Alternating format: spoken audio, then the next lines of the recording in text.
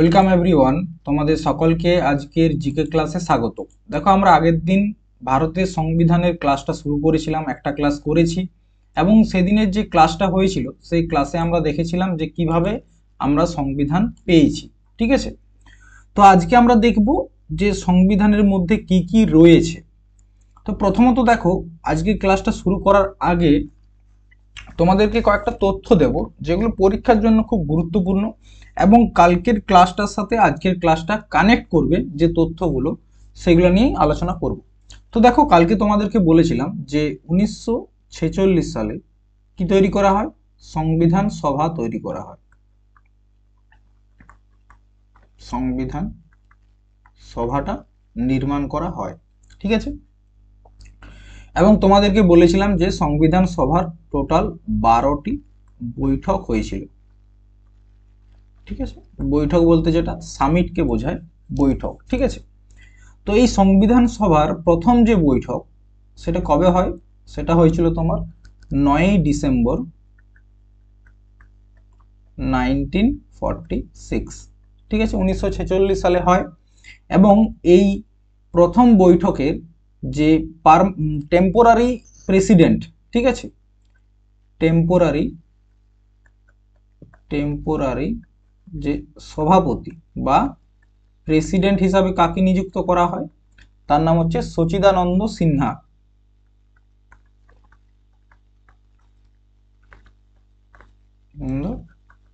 সিনহা। ঠিক আছে, আচ্ছা, এখানে উপসভাপতি কে ছিল? উপসভাপতি, তোমরা জানো যে কোনো মানে সংগঠনের একজন সভাপতি থাকে, উপসভাপতি থাকে। ঠিক আছে, তো উপসভাপতি ছিল ফ্র্যাঙ্ক অ্যান্থনি। কি নাম? Frank Anthony. ঠিক আছে, এটা হয়ে গেল প্রথমটা। এরপর চলে এসো 9ই ডিসেম্বর হয়ে গেল প্রথম। এরপর চলে এসো 11ই ডিসেম্বর। ঠিক আছে, 1946। এই তারিখে কি হয়? দেখো, এখানে কি বললাম? টেম্পোরারি সভাপতি হয়, এখানে পার্মানেন্ট সভাপতি হয়। ঠিক আছে, সভাপতি পার্মানেন্ট কে হয়েছিলেন? ডক্টর রাজেন্দ্র প্রসাদ। ডক্টর রাজেন্দ্র প্রসাদ। দেখো, এগুলো আগের দিন বলেছি, আজকে আরো বলছি, কারণ আজকের যে আমরা ক্লাসটা করব সেখানে এই বিষয়গুলো তোমাদেরকে মনে রাখাটা জরুরি, তার জন্য একবার রিভিশন করে দিচ্ছি। ঠিক আছে, এরপর উপসভাপতি। ঠিক আছে, এখানে উপসভাপতি কে ছিলেন? H.C.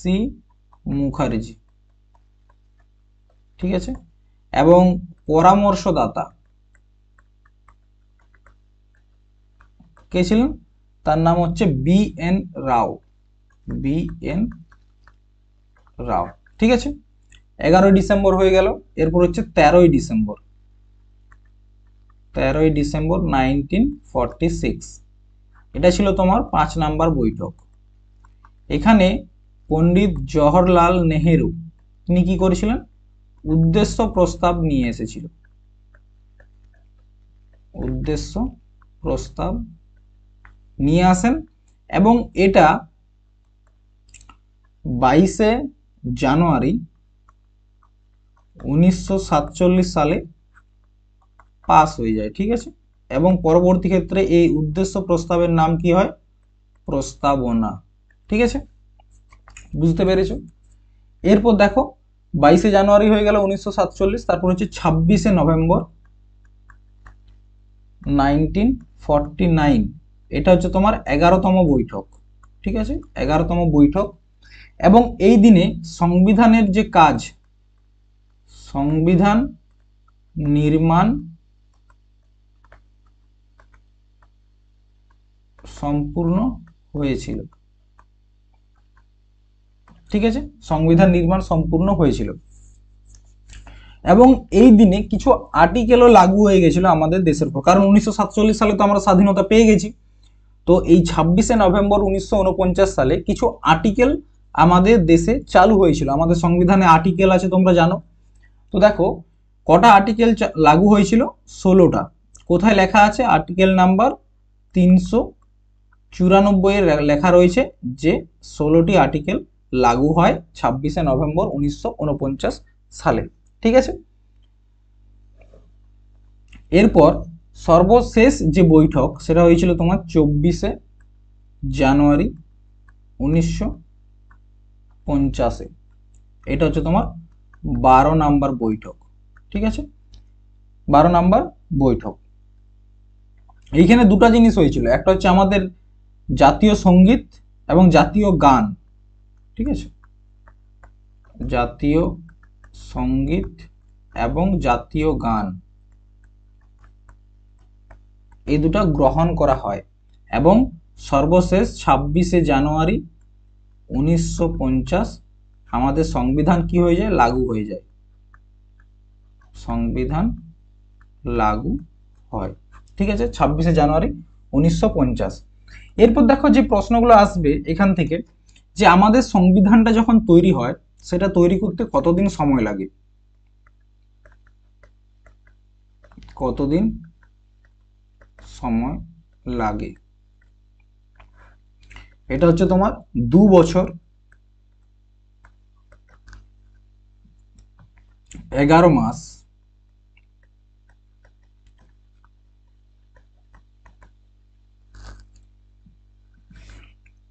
18 দিন। ঠিক আছে, এটা টোটাল সময়টা লেগেছিল। আচ্ছা, আমাদের সংবিধানে কতজন সদস্য সিগনেচার করেছিল সেটা মনে রাখবে, 284 জন সই করেছিলেন। ঠিক আছে,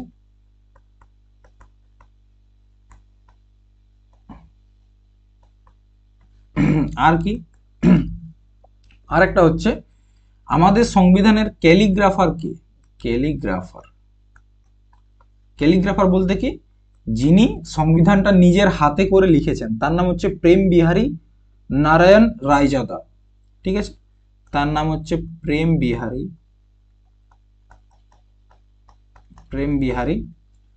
নারায়ণ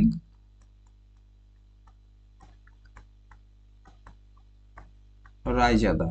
তিনি আমাদের সংবিধানটা নিজের হাতে লিখেছিলেন। কতদিন সময় লেগেছিল তার লিখতে? 6 মাস, 6 মাস সময় লাগে। এবং তিনি আমাদের সংবিধানটা লিখতে 100টা পেনের নিব ব্যবহার করেছিলেন। তৎকালীন সময়ে পেনের নিব চেঞ্জ করা যেত, কলমের নিব চেঞ্জ করা যেত, তো 100টা নিব তিনি ব্যবহার করেছিলেন। এরপর দেখবে আমাদের সংবিধানের অরিজিনাল যদি ছবি তোমরা দেখো, এইখানেই দেখো, এগুলো হচ্ছে সব সিগনেচার, যেখানে বললাম না যে 284 জন সিগনেচার করেছিল, এই হচ্ছে সেই সিগনেচার। দেখো জওহরলাল নেহরু সিগনেচার করছেন আমাদের সংবিধানের উপর। এরপর দেখো এই সংবিধানে না প্রত্যেকটা জায়গা বিভিন্ন রকম ভাবে সাজানো রয়েছে, এই যে এখানেও দেখতে পাচ্ছ সাজানো রয়েছে, তাছাড়া আর অন্যান্য ছবি নেই এই মুহূর্তে আমার কাছে, তো বিভিন্ন জায়গায় বিভিন্ন রকম ভাবে সাজানো রয়েছে। তো এই যে ডেকোরেশনটা, ঠিক আছে, ডেকোরেট কে করেছিল? তার নাম হচ্ছে নন্দলাল বসু।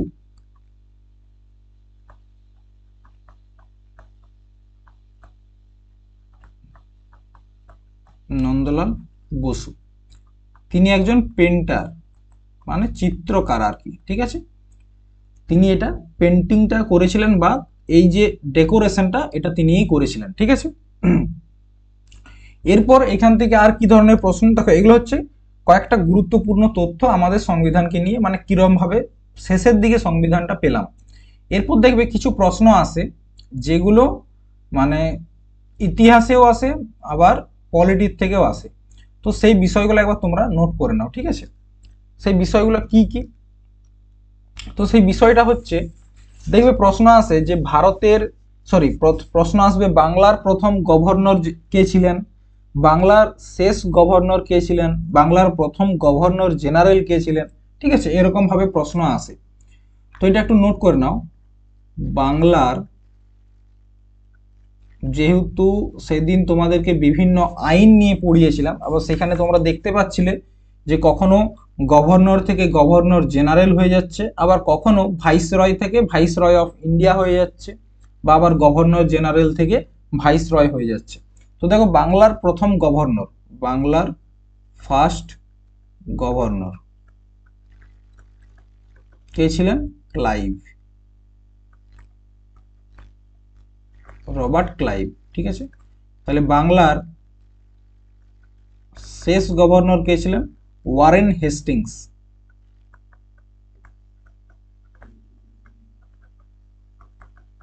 Warren Hastings. আচ্ছা, গভর্নরের পরে কি হয়েছিল? বাংলার গভর্নর জেনারেল, বাংলার প্রথম গভর্নর জেনারেল।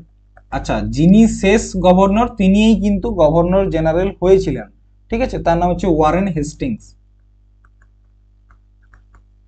Warren Hastings. আচ্ছা, তাহলে বাংলার শেষ গভর্নর জেনারেল কে ছিলেন? তার নাম হচ্ছে উইলিয়াম বেন্টিং।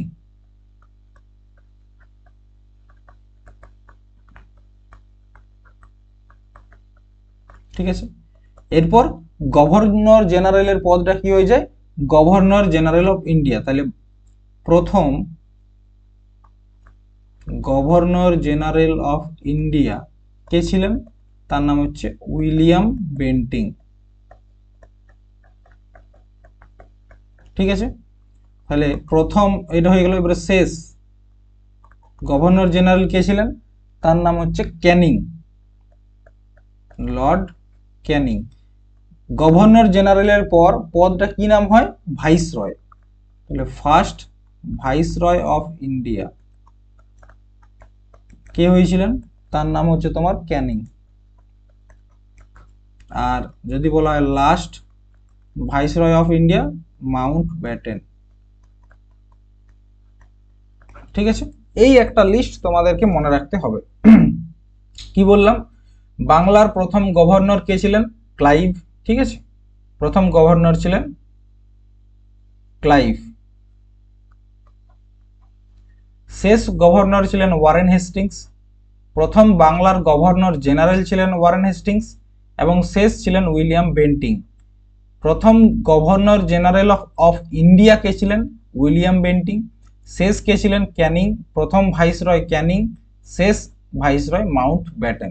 এই একটা লিস্ট মনে রাখতে হবে। ঠিক আছে, এরপর আমরা যাব আমাদের সংবিধানের ক্লাসে। কয়েকটা পয়েন্ট তোমাদেরকে বলার ছিল, বলে দিয়েছি। দেখো কি বললাম, এখানে একটা বেসিক জিনিস তোমাদেরকে বলেছি, এগুলো হচ্ছে সিগনেচারগুলো। ঠিক আছে, সিগনেচার। আর আমাদের যে অরিজিনাল, ঠিক আছে, অরিজিনাল, অরিজিনাল বলতে কি? যেটা একদম নিজের হাতে লিখেছিলেন প্রেম নারায়ণ। ঠিক আছে, যেটা একদম নিজের হাতে প্রেম বিহারী নারায়ণ রায়জাদা লিখেছিলেন, সেটা কোথায় রাখা হয়েছে? আমাদের পার্লামেন্টে। কোথায়? পার্লিয়ামেন্ট বা আমাদের সংসদে রাখা হয়েছে। ঠিক আছে, এরকম বক্স বন্দি করে রাখা হয়েছে। আমরা যখন ক্লাস করব তোমাদেরকে বলবো, দেখবে প্রত্যেকটা ভাগ, আমাদের সংবিধানে টোটাল 22টা ভাগ আছে, তো প্রত্যেকটা ভাগের কিছু নিজস্ব ছবি রয়েছে প্রত্যেকটা ভাগের শুরুতে। সেগুলো যখন আমরা ভাগগুলো নিয়ে পড়বো তখন সেখানে তোমাদেরকে দেখাবো যে কি কি ছবি আঁকা রয়েছে আমাদের অরিজিনাল সংবিধানের মধ্যে। ঠিক আছে, এরপর দেখো আমরা যেটা দেখবো কিছু গুরুত্বপূর্ণ কমিটি। ঠিক আছে, আমাদের সংবিধান নির্মাণের ক্ষেত্রে কিছু গুরুত্বপূর্ণ কমিটি, যেমন একটা কমিটি হচ্ছে ড্রাফটিং কমিটি। একটা কমিটির নাম হচ্ছে ড্রাফটিং কমিটি। ঠিক আছে, এই যে ড্রাফটিং কমিটি, এটাকে নিয়ে আগের দিন আমরা আলোচনা করেছিলাম। আজকে শুধু একটু বেসিক জিনিস তোমাদেরকে বলে দিই। 29শে আগস্ট 1947 সালে এটা গঠন করা হয় এবং এটার অধ্যক্ষ কে ছিলেন? তার নাম হচ্ছে, অধ্যক্ষ হচ্ছেন ডক্টর বি আর আম্বেদকর। ঠিক আছে, খসড়া কমিটির হেড ছিলেন ডক্টর বি আর আম্বেদকর। নেক্সট একটা কমিটি হচ্ছে ইউনিয়ন পাওয়ার। ইউনিয়ন পাওয়ার, এরপর তোমরা বলবে স্যার ইউনিয়ন পাওয়ারটা কি? ইউনিয়ন পাওয়ার বলতে আমাদের কেন্দ্র সরকারের কাছে কি কি ক্ষমতা থাকবে এই বিষয়টা নিয়ে যিনি ছিলেন হেড, তার নাম হচ্ছে জওহরলাল নেহরু। অধ্যক্ষ হচ্ছেন জওহরলাল নেহেরু।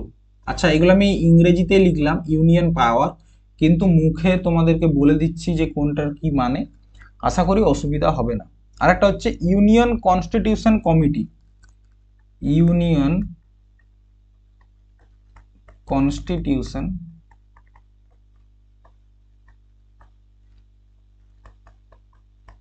কমিটি, এটাও কিন্তু JL নেহেরু।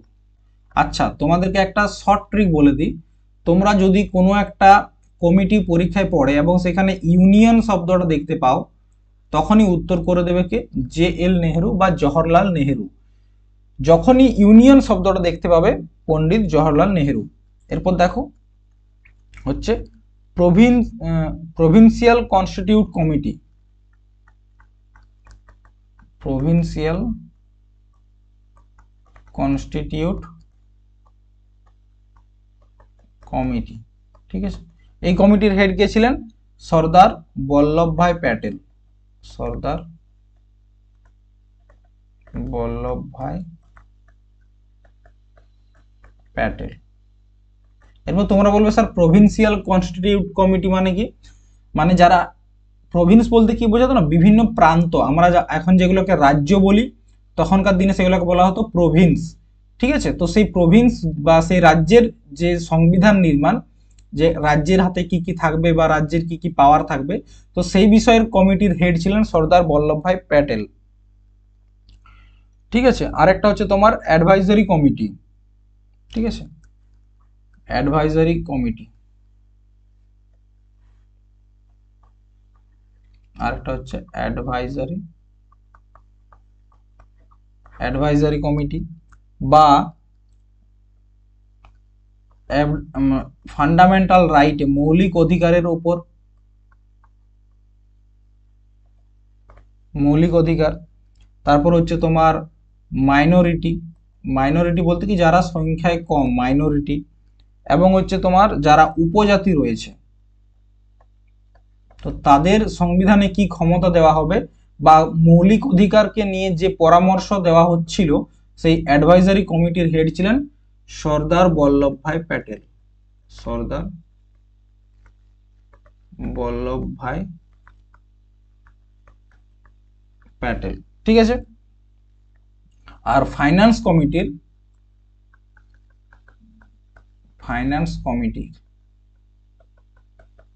হেড কে ছিলেন?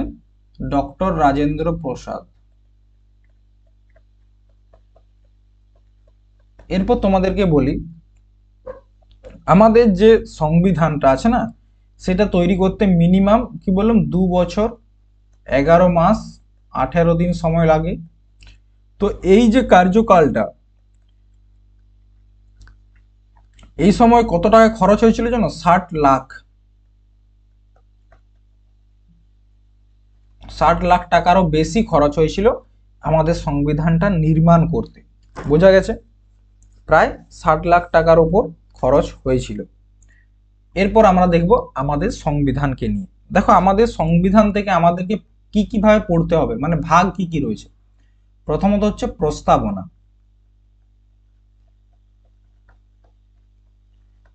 দেখো আগে কিন্তু প্রস্তাবনাকে সংবিধানের অংশ বলে মানা হতো না।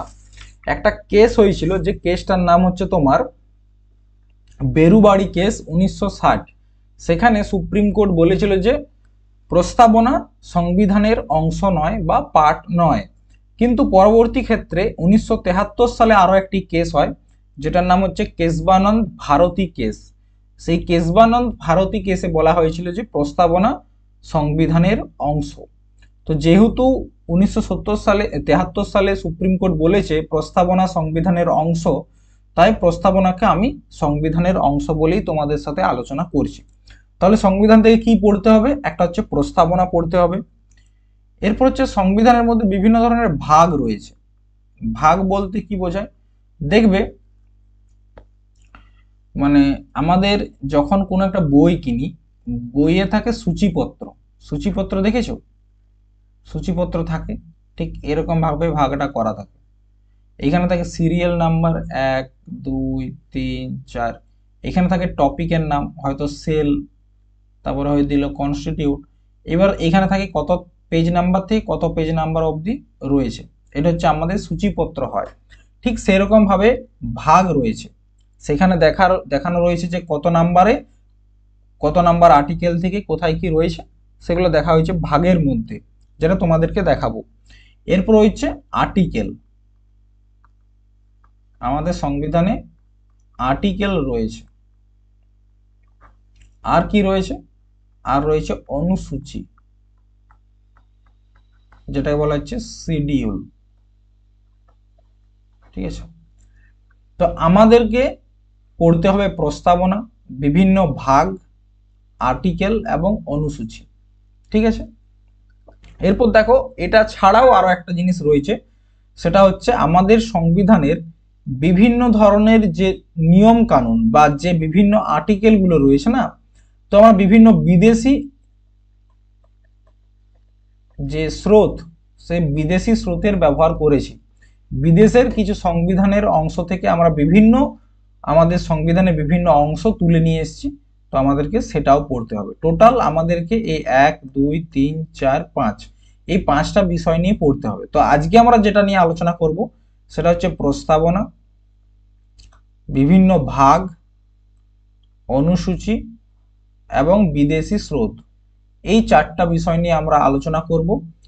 এবং আর্টিকেল, এই আর্টিকেলের যে আর্টিকেলগুলো রয়েছে টোটাল 395টা, এই আর্টিকেলগুলো পড়তে আমাদের প্রায় এখন 1 মাস সময় লাগবে। মেন হচ্ছে আর্টিকেল। ঠিক আছে, তো দেখো আমরা প্রথমেই যেটা আলোচনা করব বললাম সেটা হচ্ছে প্রস্তাবনা। ঠিক আছে, প্রস্তাবনা দেখো এদিকে ইংরেজিতে রয়েছে, এদিকে বাংলাতে রয়েছে। ইংরেজিটা একবার ভালো করে পড়ো কি লেখা রয়েছে। দেখো প্রস্তাবনাটা কিন্তু তোমাদেরকে মুখস্থ করে নিতে হবে, কারণ প্রস্তাবনার থেকে প্রচুর প্রশ্ন আসে। ঠিক আছে, কি বলা হয়েছে? কনস্টিটিউশন অফ ইন্ডিয়া, এটার নাম হচ্ছে প্রিএম্বেল, বা যেটাকে আমরা বাংলায় বলি প্রস্তাবনা বা উদ্দেশিকা। কি বলা হয়? প্রস্তাবনা বা উদ্দেশিকা। ঠিক আছে, এরপর দেখো কি বলা হচ্ছে, we the people of India. কি বলছে? We the people of India, the people of India. 1 minute, হ্যাঁ, এই জায়গাগুলো না খুব গুরুত্বপূর্ণ, এখান থেকে প্রচুর প্রশ্ন তোমরা পাবে, তার জন্য এই জায়গাগুলো একটু ধৈর্য সহকারে পড়তে হবে, কারণ পরীক্ষায় তো এখানেই প্রশ্ন পাবে না।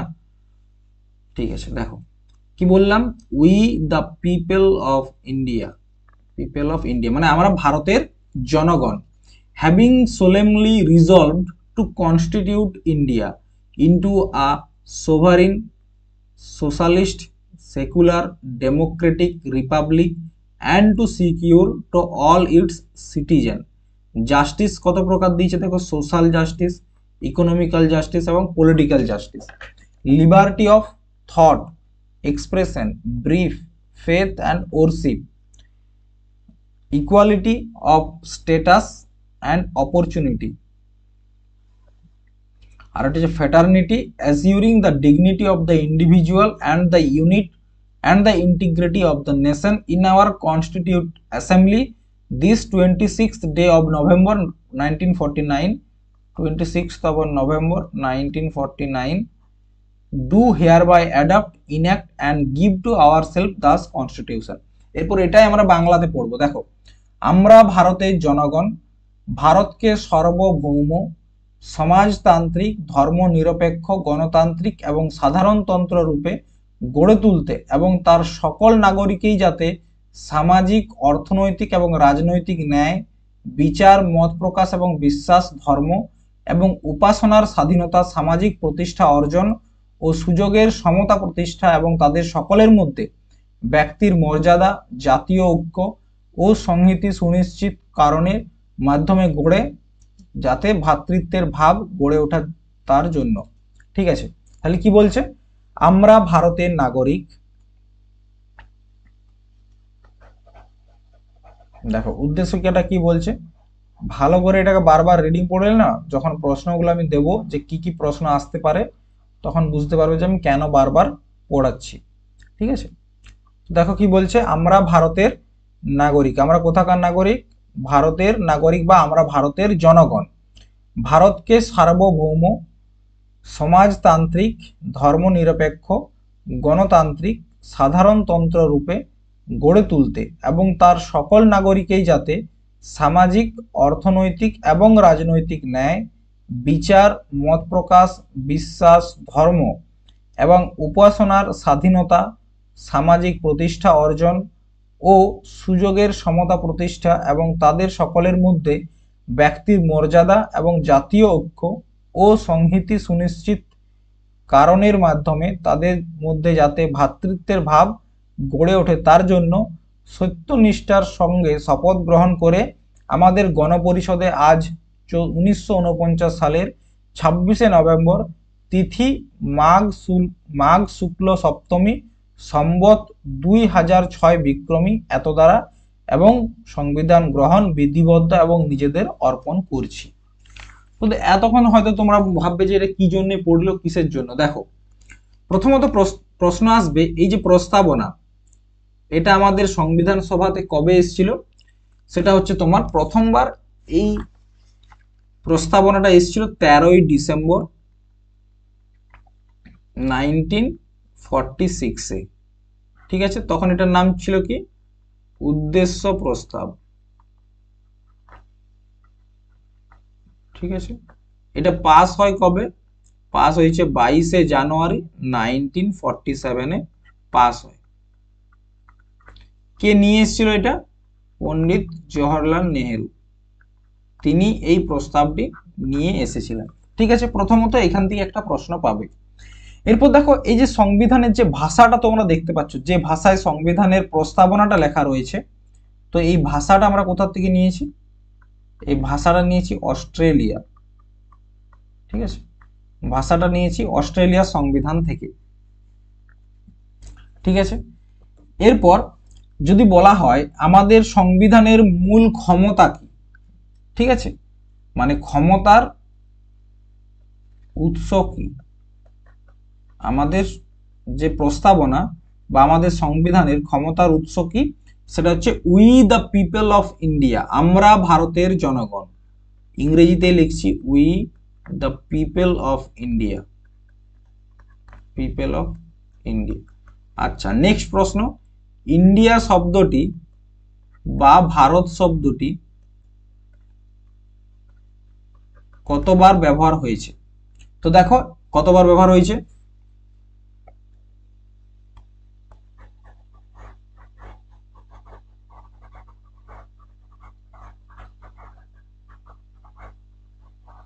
ঠিক আছে, কতবার ব্যবহার হয়েছে একবার দেখে নাও। দেখো, প্রথমে একবার দেখতে পাবে এখানে ইন্ডিয়া, ঠিক আছে, আর একবার দেখতে পাবে সোলেমলি রিজার্ভড, আরেকবার এইখানে। তাছাড়া ইন্ডিয়া শব্দটা যেমন এখানে ভারত একবার,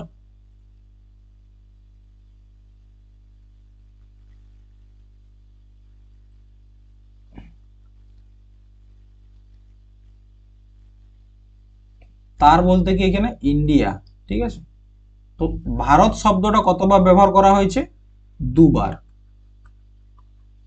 দুবার। ঠিক আছে, এরপর দেখো, যদি বলা হয় প্রস্তাবনা অনুযায়ী আমাদের দেশটাকে কিরকম ভাবে দেখানো হয়েছে, তার জন্য একটা সিম্পল ট্রিক হচ্ছে, মানে যদি বলা হয় কিরম ভাবে আমাদের দেশকে দেখানো হয়েছে, কিরম ভাবে আমাদের দেশকে দেখানো হয়েছে অ্যাকর্ডিং টু প্রিএমবেল। ঠিক আছে, তো তখন উত্তরটা তোমরা যেটা লিখবে সেটা হচ্ছে সহজ এস। দেখো, সেটা মনে রাখার সহজ ট্রিক হচ্ছে কি, কালারটা চেঞ্জ করি তাহলে তোমাদের না সুবিধা হবে। ঠিক আছে, এখানে ব্ল্যাক কালারটা করি, এস এস এস ডি আর, এটা হচ্ছে আমাদের দেশের, যদি বলা হয় স্বরূপ, যেমন প্রত্যেকটা মানুষের ছবি থাকে, তেমনি আমাদের দেশের ছবি হচ্ছে S S S D R. S মানে হচ্ছে প্রথমেই সোভারিন বা সার্বভৌম, সোভারিন, সোভারিন। এস ফর হচ্ছে সোশ্যালিস্ট, সোশ্যালিস্ট। এস ফর হচ্ছে সেকুলার, ডি ফর হচ্ছে ডেমোক্রেটিক, ডেমোক্রেটিক। আর আর ফর হচ্ছে রিপাবলিক, এইরকম হচ্ছে আমাদের দেশ দেখতে। এরপর তোমাদের মনে প্রশ্ন আসতে পারে যে সোভারিন বা সার্বভৌম, ঠিক আছে, বলতে কি বোঝায়? সোভারিন বা সার্বভৌম বলতে যেটা বোঝায় সেটা হচ্ছে আমাদের দেশ ইন্টারনালি এবং externally free. Internally externally free বলতে কি, মানে আমাদের দেশের উপর অন্য কোনো দেশের কোনো রকম প্রভাব নেই, এটাই বলতে বোঝানো যায় যে সার্বভৌম। ঠিক আছে, এটা একটু নোট করো, আমি একটু জলটা পান করে নিই। ঠিক আছে, যদিও আমাদের ঘরোয়া ভাষায় বলা হয় যে জলটা খেয়ে নি, কিন্তু জল তো খাওয়া যায় না, তাই জলটা পান করে নিই। ঠিক আছে, তো দেখো এস ফর হচ্ছে সোভারিন, মানে সার্বভৌম, যে শব্দের অর্থ হচ্ছে ভারতবর্ষ ইন্টারনালি এবং এক্সটার্নালি ফ্রি, কোনো দেশের কোনো রকম প্রভাব নেই, এবং আমাদের যে বিদেশ নীতি সেটা আমরা নিজেরাই তৈরি করি। নেক্সট হচ্ছে সোশ্যালিস্ট। ঠিক আছে, সোশ্যালিস্ট মানে হচ্ছে সমাজবাদী বা সমাজতান্ত্রিক। সমাজতান্ত্রিক বলতে কি বোঝায়? সমাজতান্ত্রিক মানে আমাদের দেশের যত রকমের উৎপাদন আছে, ঠিক আছে, যত রকমের রিসোর্স আছে, রিসোর্স বললে তোমরা হয়তো ভালো বুঝতে পারবে, রিসোর্স, সেই রিসোর্সগুলোকে ভারতের প্রত্যেকটা জনগণের মধ্যে সমান ভাগে ভাগ করে দেওয়াটাকেই বলা হয় সমাজতান্ত্রিক। সেকুলার মানে হচ্ছে ধর্ম নিরপেক্ষ, এটা তো তোমরা আশা করি সকলেই জানো। সেকুলার মানে হচ্ছে তোমার ধর্ম নিরপেক্ষ, ধর্ম নিরপেক্ষ।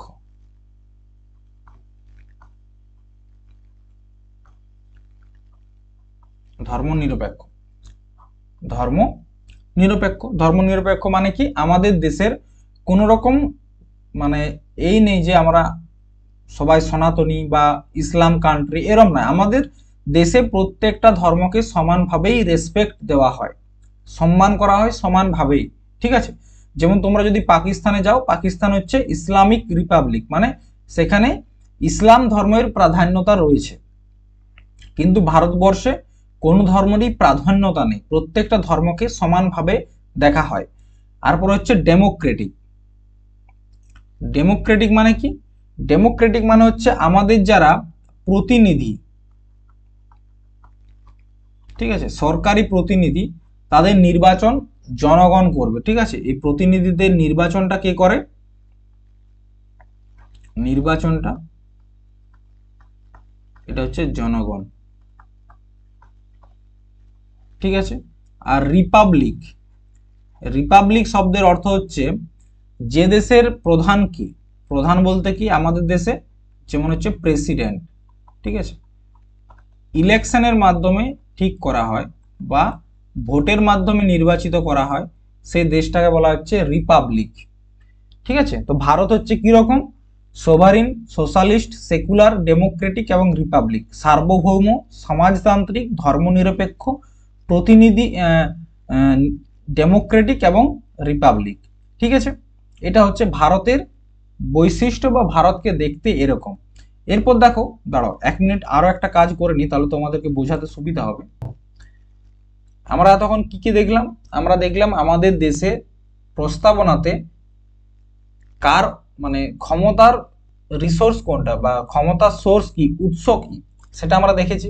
এরপর আমরা দেখব যে আমাদের দেশ কিরকম দেখতে, সেটাও দেখলাম। এরপর দেখব আমাদের প্রস্তাবনায় কত রকমের ন্যায়, কত রকমের ন্যায় বা জাস্টিসের কথা বলা হয়েছে, জাস্টিস বা ন্যায়ের কথা বলা হয়েছে। তো দেখো, ন্যায় হচ্ছে তোমার এখানে কয় প্রকার? 3 প্রকার, সোশ্যাল, ইকোনমিক্যাল এবং পলিটিক্যাল, 3 প্রকার। ঠিক আছে, 3 প্রকার। একটা হচ্ছে তোমার সোশ্যাল, সামাজিক জাস্টিস বা সামাজিক ন্যায় দেওয়া হবে। একটা হচ্ছে ইকোনমিক্যাল,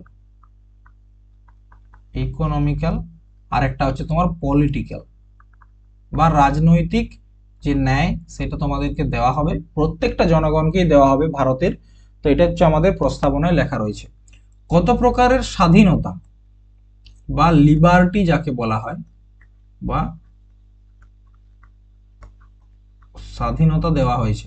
সেটা হচ্ছে তুমি একবার নিজেই মিলিয়ে নাও, থট, এক্সপ্রেশন, ব্রিফ, ফেথ এবং ওরশিপ।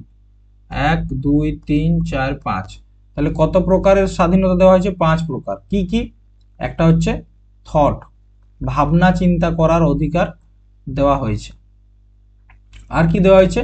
এক্সপ্রেশন, এক্সপ্রেশন বলতে কি? বহিঃপ্রকাশ, তুমি যেটা ভাবলে সেটা তোমার প্রকাশ করার অধিকার রয়েছে। ব্রিফ, বিশ্বাস, ফেথ, ঠিক আছে।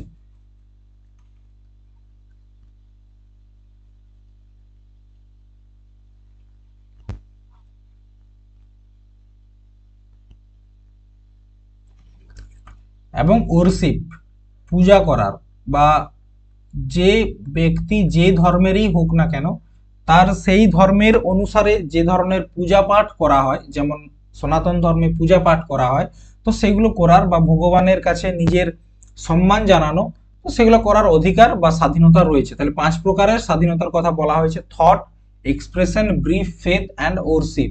ঠিক আছে, হয়ে গেল। ইকুয়ালিটি কত প্রকারের দেওয়া হয়েছে দেখে নাও। ইকুয়ালিটি মানে ইকুয়ালিটি কত প্রকারের দেওয়া হয়েছে, বা সমানতা যেটাকে বলা হচ্ছে সমানভাবে ভাগ। তো ইকুয়ালিটি হচ্ছে 2 প্রকারের। একটা হচ্ছে তোমার ইকুয়ালিটি অফ স্ট্যাটাস,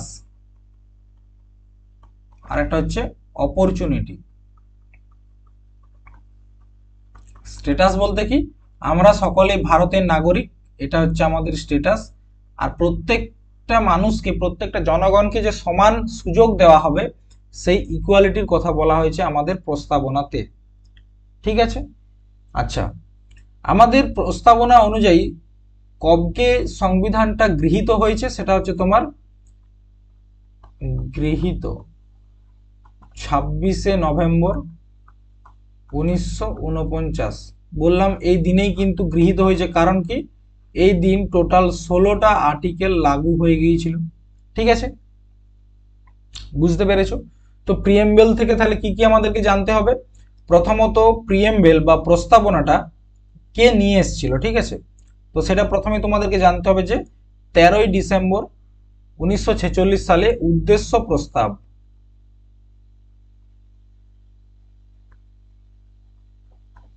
উদ্দেশ্য প্রস্তাব নিয়ে এসেছিল পণ্ডিত জওহরলাল নেহেরু, এবং সেটাই পরবর্তী ক্ষেত্রে 22 জানুয়ারি 1947 সালে পাস হয় এবং নাম হয় প্রস্তাবনা বা প্রিএমবেল।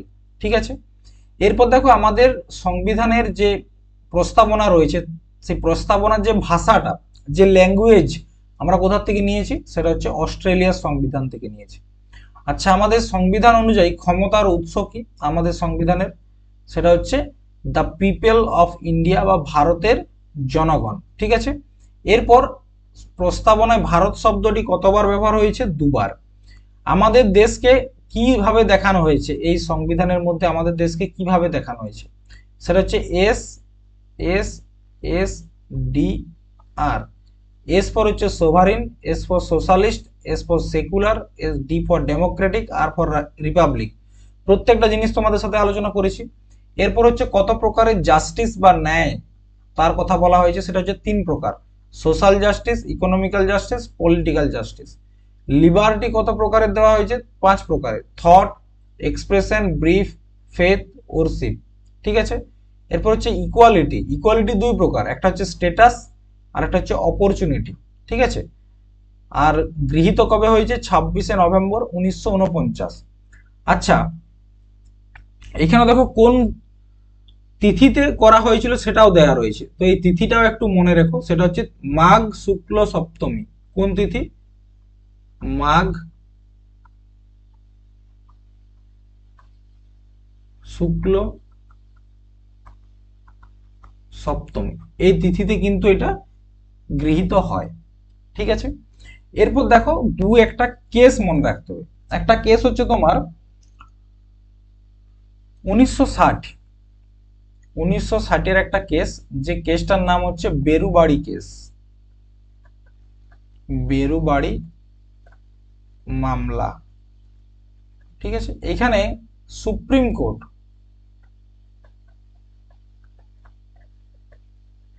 সুপ্রিম কোর্ট জানো ভারতের সর্বোচ্চ কোর্ট হচ্ছে সুপ্রিম কোর্ট। সুপ্রিম কোর্ট বলেছিল প্রস্তাবনা সংবিধানের অংশ নয়।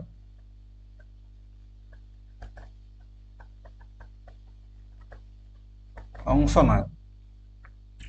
পরবর্তী ক্ষেত্রে আরো একটা কেস হয়, সেটা হচ্ছে 1973 সালে, মানে 24শে এপ্রিল 1973। এটা হচ্ছে তোমার কেশবানন্দ ভারতী মামলা।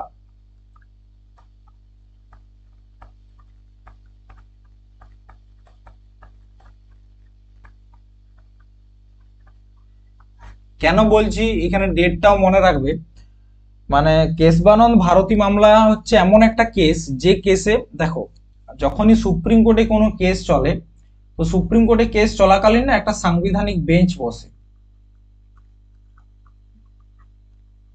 বেঞ্চ মানে যদি কোনো বড় একটা মামলা হয়, ঠিক আছে, তো এই যে সাংবিধানিক বেঞ্চ বসে, এটা সবসময় অড নাম্বারে, মানে 3 জনের, 5 জনের, 7 জন, 9 জন, 11 জন, 13 জন, ঠিক আছে। তো এখনো পর্যন্ত সব থেকে বড় সাংবিধানিক বেঞ্চ বসেছিল কেশবানন্দ ভারতী মামলা। সেখানে 13 জন জাজের একটা সাংবিধানিক বেঞ্চ বসেছিল, ঠিক আছে। তো কেশবানন্দ ভারতী মামলায় সুপ্রিম কোর্ট কি বলল? সুপ্রিম কোর্ট বলল যে প্রস্তাবনা প্রস্তাবনা সংবিধানের অংশ বটে, সংবিধানের অংশ, এবং এবং প্রস্তাবনার উপর অ্যামেন্ডমেন্ট বা সংবিধান সংশোধন করা সম্ভব, কিন্তু বেসিক স্ট্রাকচারকে চেঞ্জ করা যাবে না।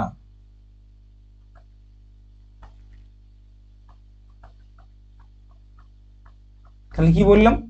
কেশবানন্দ ভারতী মামলায় কি বলেছিল? যে প্রস্তাবনা সংবিধানের অংশ এবং প্রস্তাবনায় সংবিধান সংশোধন করা যাবে। সংবিধান সংশোধন মানে কি?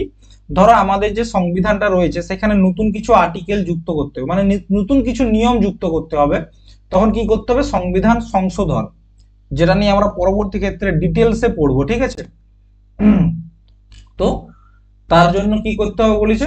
যে সংবিধান সংশোধন করা সম্ভব, কিন্তু বেসিক স্ট্রাকচার বা মূল যে কাঠামোটা রয়েছে প্রস্তাবনার বা আমাদের সংবিধানের, সেটা কিন্তু চেঞ্জ করা চলবে না, ঠিক আছে।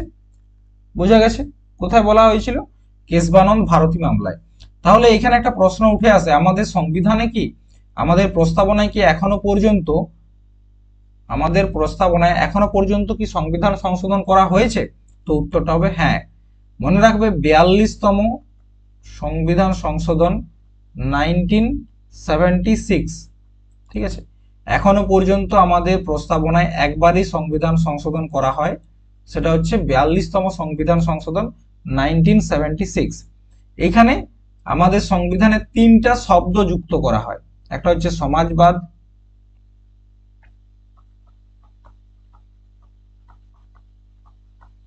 ঠিক আছে, একটা হচ্ছে তোমার নিরপেক্ষতা, মানে যেটা হচ্ছে তোমার ধর্ম নিরপেক্ষতা, আর একটা হচ্ছে অখণ্ডতা, ঠিক আছে।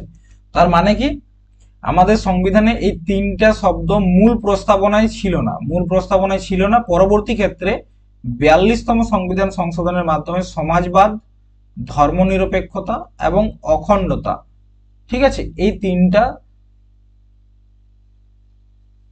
শব্দকে যুক্ত করা হয় 42তম সংবিধান সংশোধনের মাধ্যমে। বোঝা গেছে? এরপর আমাদের সংবিধানকে নিয়ে না কয়েকটা বেশ গুরুত্বপূর্ণ উক্তি রয়েছে, উক্তিগুলো আমরা একবার দেখে নেব, ঠিক আছে। দেখো কোথাও তো জায়গা নেই, একটু জায়গা বানিয়ে নিই, ঠিক। তো দেখো কি বললাম, আমাদের প্রস্তাবনাকে নিয়ে কয়েকটা উক্তি রয়েছে, ঠিক আছে। একটা উক্তি হচ্ছে কি, একটা উক্তি হচ্ছে soul of constitution, soul of constitution, সংবিধানের আত্মা। তাহলে প্রস্তাবনাকে সংবিধানের আত্মা কে বলেছে? সেটা বলছে ঠাকুর দাস ভার্গব।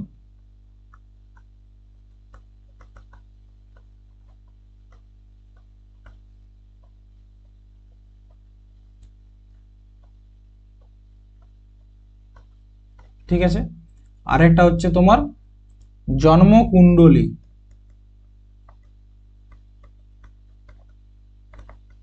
জন্মকুণ্ডলী কে বলেছে? K M Munshi. আচ্ছা, তোমরা জানো তো যে কে এম মুন্সি তিনি কিন্তু কে এম মুন্সি তিনি ড্রাফটিং কমিটির মেম্বার ছিলেন। তোমরা জানো আশা করি, আগের দিন বলেছিলাম। ড্রাফটিং কমিটির কে ছিলেন? ড্রাফটিং কমিটির তিনি সদস্য ছিলেন। ঠিক আছে, এরপর আমরা কি দেখলাম? দেখো, আমরা যেটা যেটা পড়বো বলেছিলাম সেটা কি কি পড়া হলো? প্রস্তাবনাটা হয়ে গেছে। ঠিক আছে, প্রস্তাবনা হয়ে গেছে। এরপর আমরা বিদেশি যে স্রোত রয়েছে সেগুলো একটু দেখে নিই, কোন কোন দেশ থেকে আমাদের সংবিধানে কি কি অ্যাডাপ্ট করা হয়েছে। ঠিক আছে, দেখো বিদেশি স্রোত, প্রথমত একটা দেশ দেখি, সেটা হচ্ছে তোমার আমাদের সংবিধান, আমাদের দেশকে সব থেকে বেশি শাসন করেছে কে? সেটা হচ্ছে ব্রিটেন। ঠিক আছে, সব থেকে বেশি শাসন করেছে ব্রিটেন, ব্রিটেন। ঠিক আছে, যেটাকে বলা হচ্ছে ইউকে, ইউনাইটেড কিংডম। তো এখান থেকে আমরা কি কি নিয়েছি একবার দেখে নাও। এখান থেকে আমরা যেটা নিয়েছি সেটা হচ্ছে একটা সংসদীয় যে সরকার,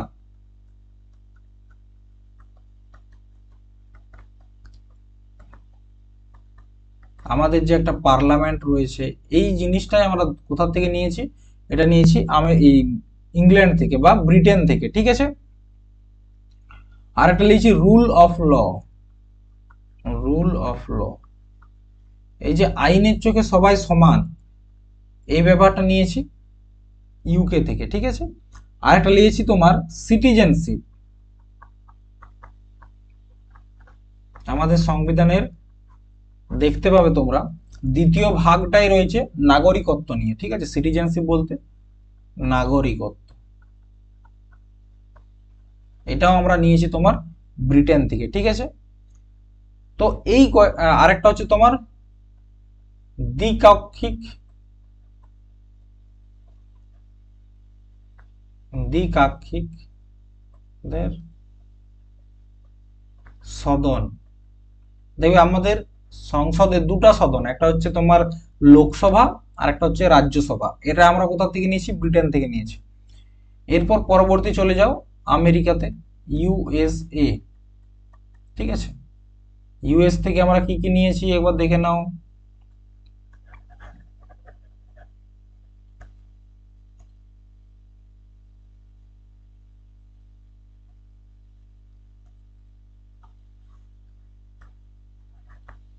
ইউএসএ, আমেরিকার থেকে আমরা কি কি নিয়েছি? আমেরিকার থেকে আমরা নিয়েছি তোমার ফান্ডামেন্টাল রাইট, মৌলিক অধিকার।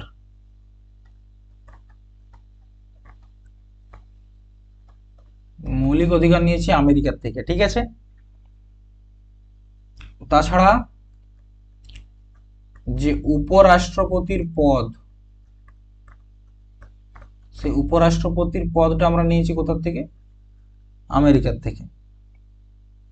ঠিক আছে, এরপর দেখো একটা খুব গুরুত্বপূর্ণ বলছি, এটা একটু মনে রাখবে, সেটা হচ্ছে মহাভিয়োগ, যেটাকে বলা হচ্ছে ইমপিচমেন্ট। এরপর তোমরা বলো স্যার ইমপিচমেন্ট কি? আমাদের রাষ্ট্রপতিকে যদি তার পদ থেকে হাঁটাতে হয়, তার জন্য একটা বিশেষ বিধি রয়েছে, সেই বিধিটাকে বলা হচ্ছে মহাভিয়োগ। সেটা আমরা কোথা থেকে নিয়েছি? আমেরিকার সংবিধান থেকে নিয়েছি। তাছাড়া আর কি নিয়েছি?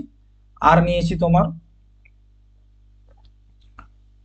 PIL, public interest litigation, public interest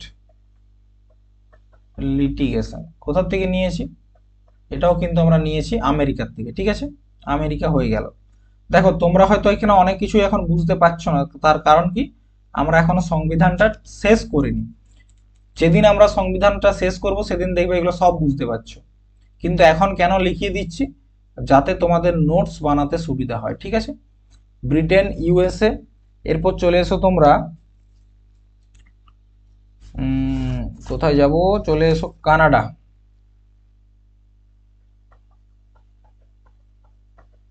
Canada, কানাডার থেকে কি কি নিয়েছি একবার নোট করো দেখি। কানাডার থেকে আমরা নিয়েছি ইউনিয়নের কনসেপ্ট।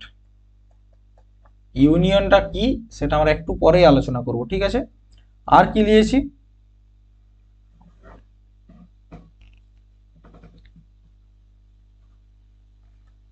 আর নিয়েছি রাজ্যপালের যে পদ, গভর্নর।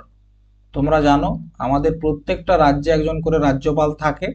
তো তার যে পদটা, মানে রাজ্যপালের কাজ কি, রাজ্যপাল কি করে না করে, রাজ্যপালকে কিরকম ভাবে ব্যবহার করতে হবে, এই সব কিছুই আমরা নিয়েছি কানাডার থেকে, ঠিক আছে।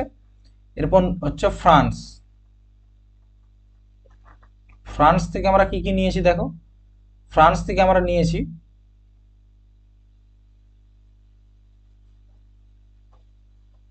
Concept of Republic.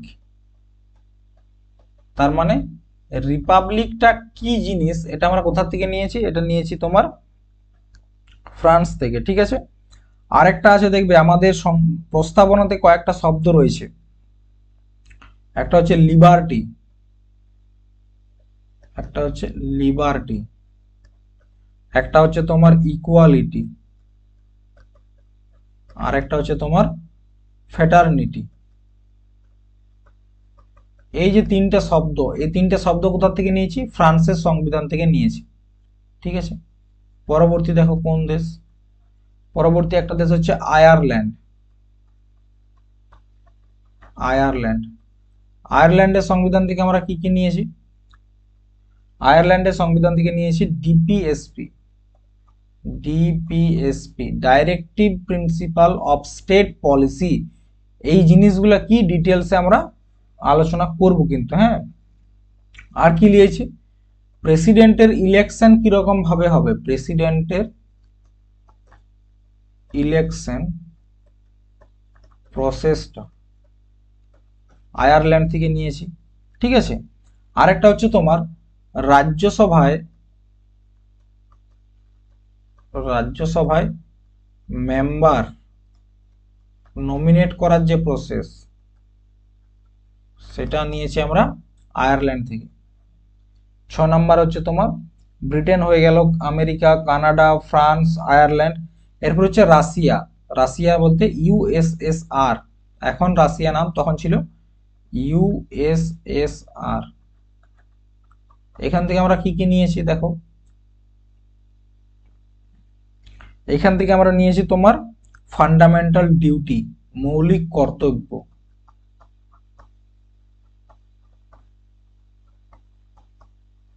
ঠিক আছে। মৌলিক কর্তব্যটা আমরা এখান থেকে নিয়েছি, আর কিছু নেওয়া হয়নি আমেরিকা, এই রাশিয়ার থেকে। আর হচ্ছে তোমার জাপান। আচ্ছা তোমরা জানো কি জাপানের সংবিধানকে কি বলা হয়,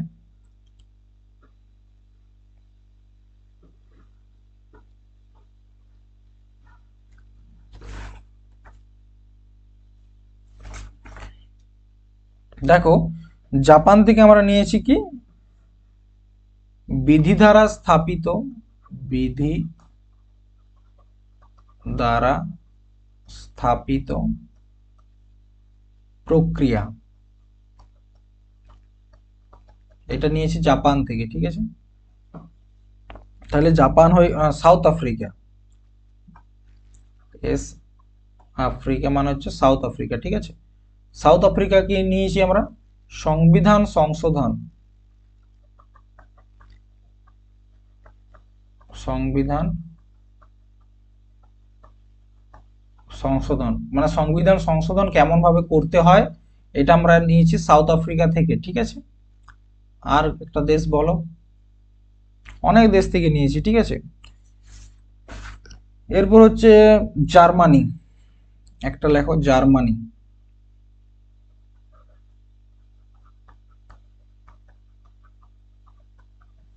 জার্মানির সংবিধানকে বলা হচ্ছে বাইমার সংবিধান। কি বলা হয়?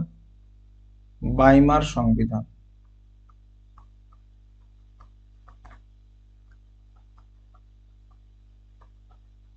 বাইমার সংবিধান বলা হয়, ঠিক আছে। এইখান থেকে আমরা কি নিয়েছি, যে এমার্জেন্সি, আপাতকাল, সেটা নিয়ে পেয়েছি। আর একটা দেশ তোমরা নোট করো, সেটা হচ্ছে অস্ট্রেলিয়া।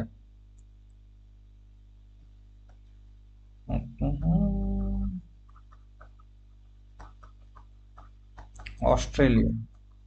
একটা জিনিস তো তোমাদেরকে বললাম অস্ট্রেলিয়াতে কি নিয়েছি, সেটা হচ্ছে প্রস্তাবনার ভাষা।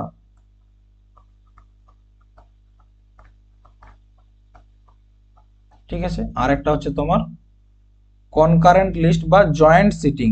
দেখবে যখন আমরা তোমাদেরকে আর্টিকেল পড়াবো, তখন তুমি দেখতে পাবে জয়েন্ট সিটিং। জয়েন্ট সিটিং কি? যখন লোকসভা এবং রাজ্যসভার কোনো একটা বিষয়ের উপর মত ঠিক হয় না বা বিবাদ তৈরি হয়ে যায়, তখন আনা হয় জয়েন্ট সিটিং।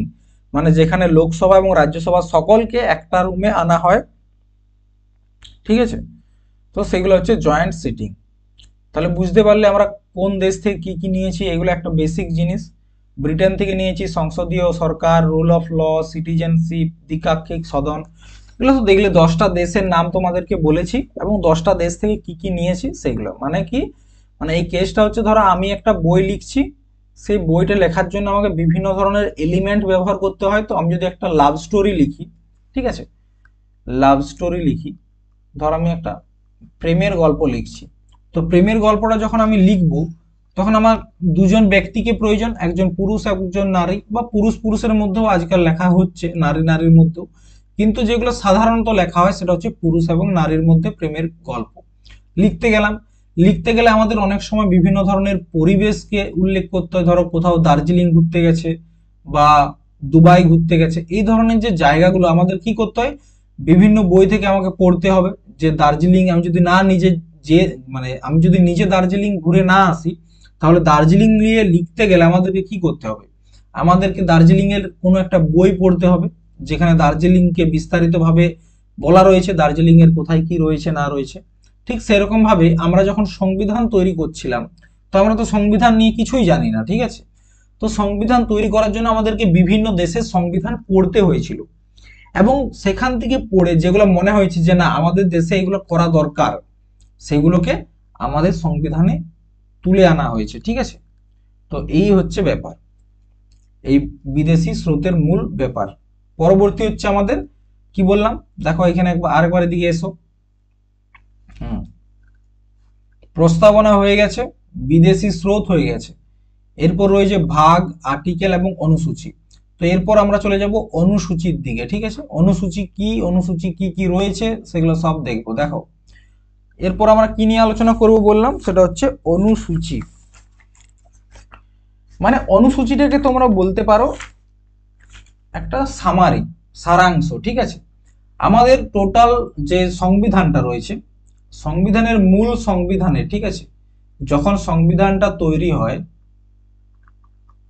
মূল সংবিধানে আমি বারবার লিখে দিচ্ছি, ঠিক আছে, 8টি, বাংলায় 8টি শিডিউল, বা এটাকে বলা হচ্ছে তোমার অনুসূচি, ঠিক আছে। তাহলে টোটাল 8টা অনুসূচি ছিল। পরবর্তী ক্ষেত্রে বর্তমানে 12টি অনুসূচি রয়েছে, ঠিক আছে। তো আজকে আমরা এই 12টা অনুসূচি নিয়ে দেখব। খুব বড় নয়, ছোট্ট একটা টপিক, এখনই শেষ হয়ে যাবে, ঠিক আছে। তো দেখো আমরা যেটা দেখব সেটা হচ্ছে অনুসূচি। প্রথমত হচ্ছে অনুসূচি নাম্বার 1, ঠিক আছে। আচ্ছা, ভালোভাবে লিখি, হ্যাঁ, যাতে তোমাদের বুঝতে সুবিধা হয় এবং নোট বানাতেও সুবিধা হয়। দেখো, তেরি মেরি,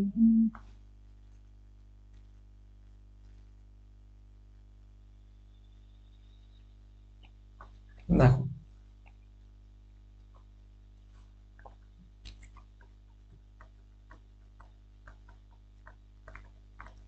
কালার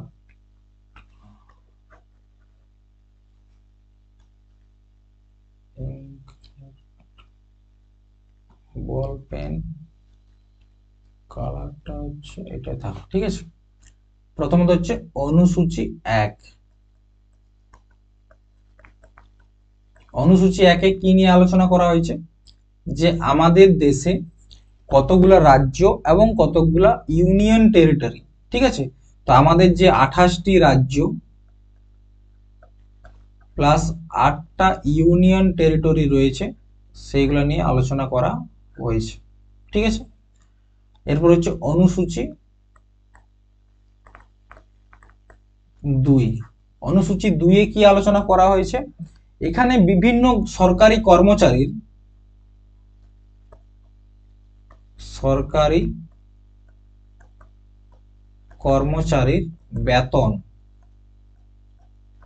বেতন নিয়ে আলোচনা করা হয়েছে, ঠিক আছে। অনুসূচি 3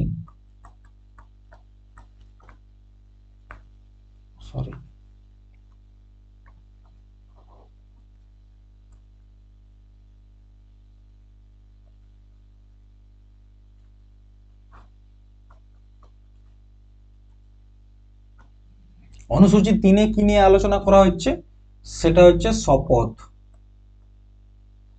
শপথ বাক্য। তোমরা জানো প্রত্যেকটা সরকারি কর্মচারী, সেটা যদি প্রেসিডেন্ট হয়, ভাইস প্রেসিডেন্ট হয়, গভর্নর হয়, প্রধানমন্ত্রী হয়, বা কোনো মুখ্যমন্ত্রী বা কোনো এমএলএ, কোনো এমপি, তো তাদের প্রত্যেককেই শপথ নিতে হয়। তো এই যে শপথ নেওয়ার ব্যাপারটা, কে কাকে শপথ দেবে, এগুলো নিয়ে আলোচনা হচ্ছে অনুসূচি 3-এ। কিন্তু একটা জিনিস মনে রাখবে, যাদেরকে নিয়ে বিশেষভাবে কোনো আর্টিকেলে আলোচনা করা হয়েছে তাদের কিন্তু শপথের কথা অনুসূচি 3-এ লেখা নেই। যেমন হচ্ছে তোমার রাষ্ট্রপতি, ঠিক আছে। রাষ্ট্রপতির শপথ নিয়ে একটা আলাদা আর্টিকেল রয়েছে, তার জন্য রাষ্ট্রপতির শপথ বাক্য নিয়ে এখানে কোনো রকম কোনো আলোচনা নেই। উপরাষ্ট্রপতি, রাজ্যপাল, ঠিক আছে, রাজ্যপাল, তো এনাদের শপথ নিয়ে কোনো কিছুই এখানে লেখা নেই, ঠিক আছে। কিন্তু বাকি যারা, যেমন প্রধানমন্ত্রী, এমএলএ, এমপি, এদের যে শপথ বাক্য সেগুলো নিয়ে কিন্তু অনুসূচি 3-এ লেখা রয়েছে। এরপর হচ্ছে অনুসূচি 4।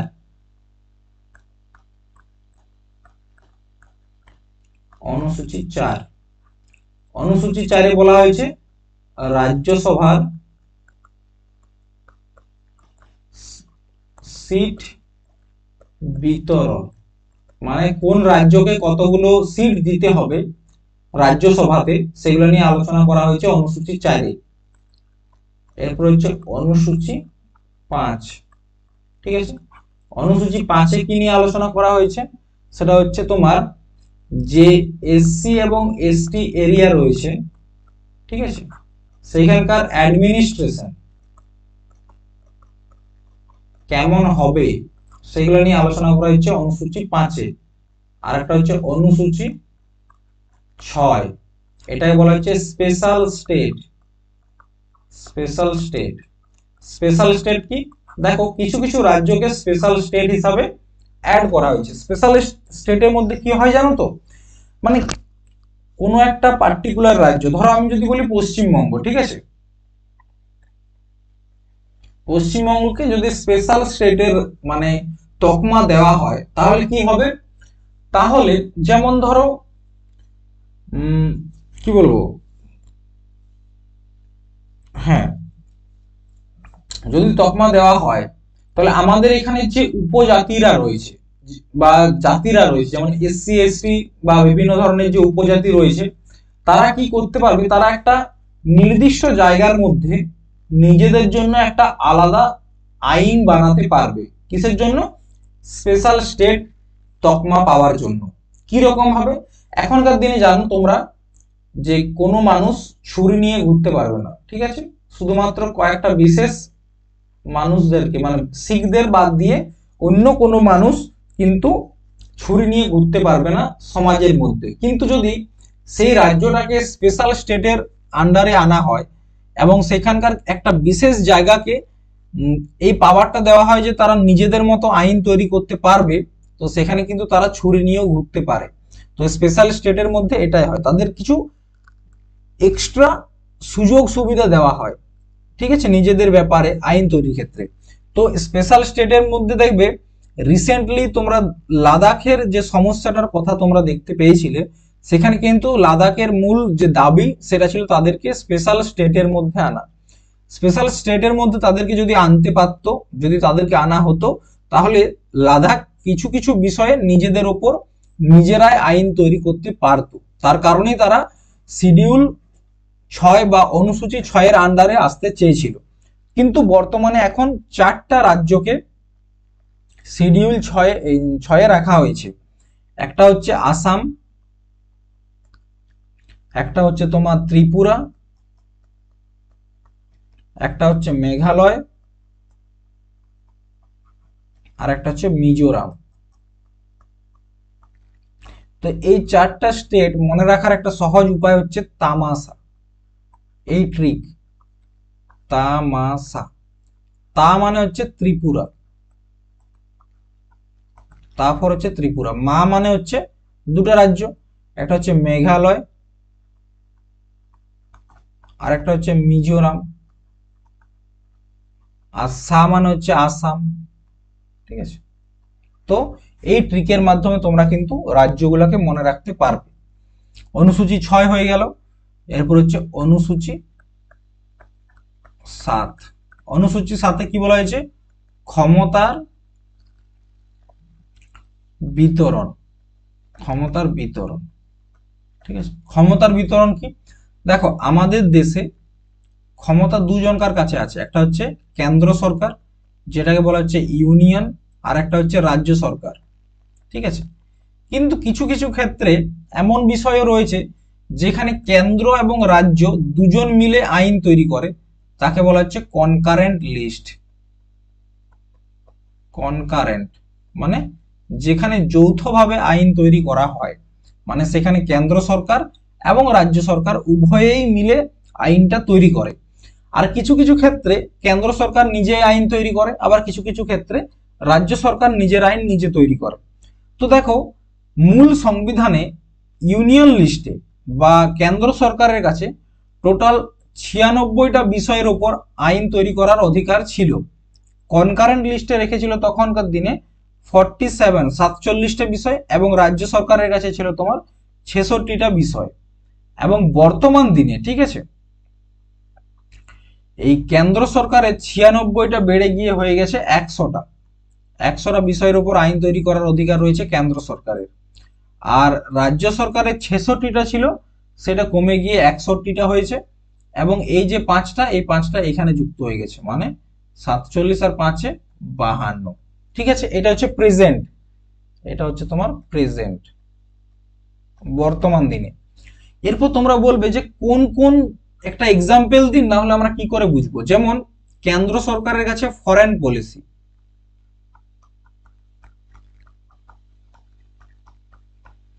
মানে ভারতবর্ষের বিদেশ নীতিটা কিরকম হবে সেটা কিন্তু কেন্দ্র সরকার ঠিক করবে, এখানে কোনো রাজ্য সরকারের কোনো ব্যাপার নেই। তারপর হচ্ছে রেলওয়ে, তোমরা জানো আমাদের যে রেল ব্যবস্থা এটা সম্পূর্ণরূপে কেন্দ্র সরকারের আন্ডারে রয়েছে। তাছাড়া ব্যাংকিং,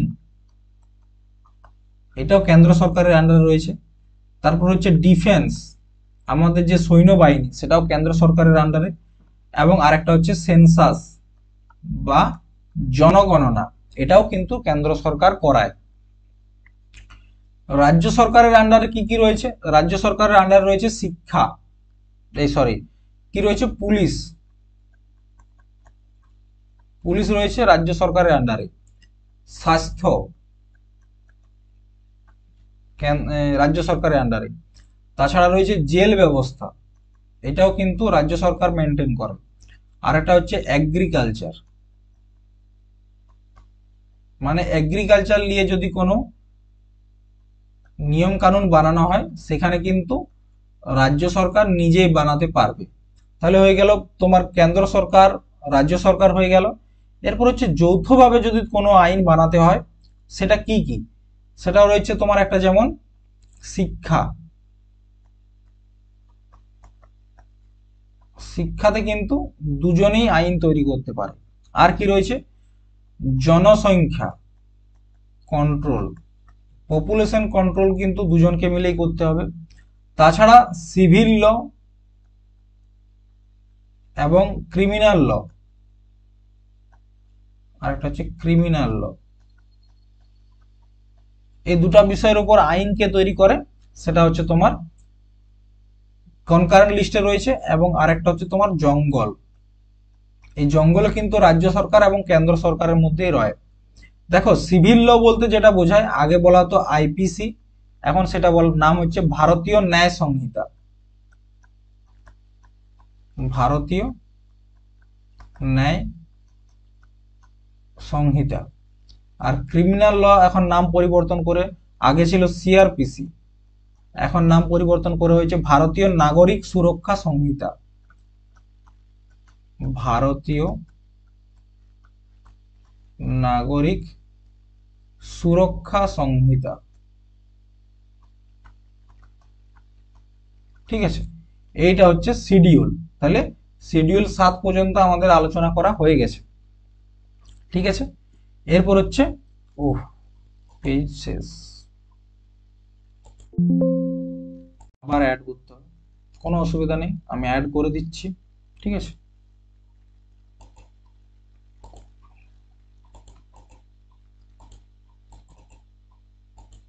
আচ্ছা, আর অসুবিধা হবে না, নাও।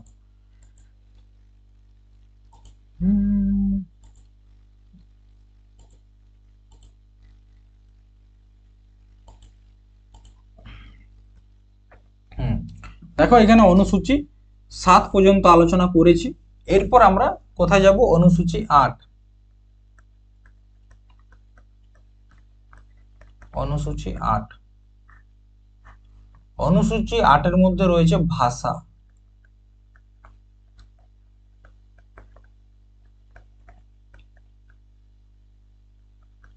দেখো অনুসূচি 8 এর মধ্যে রয়েছে ভাষা। তো এটা মনে রাখার একটা ট্রিক হচ্ছে, ভাষাকে ইংরেজিতে বলা হচ্ছে ল্যাঙ্গুয়েজ। ল্যাঙ্গুয়েজের মধ্যে দেখো 8টা শব্দ রয়েছে, 1 2 3 4 5 6 7 8। ঠিক আছে, তো ল্যাঙ্গুয়েজ রয়েছে তোমার শিডিউল 8 বা অনুসূচি 8-এ। অনুসূচি 8-এ এখন বর্তমানে কটি ভাষা রয়েছে, 22টি। কিন্তু মূল সংবিধানে ভাষা ছিল 14টি। ঠিক আছে, 14টা মূল সংবিধানে ছিল। পরবর্তী ক্ষেত্রে, ঠিক আছে, একটা ভাষা যুক্ত করা হয়, সেটা হচ্ছে তোমার সিন্ধি।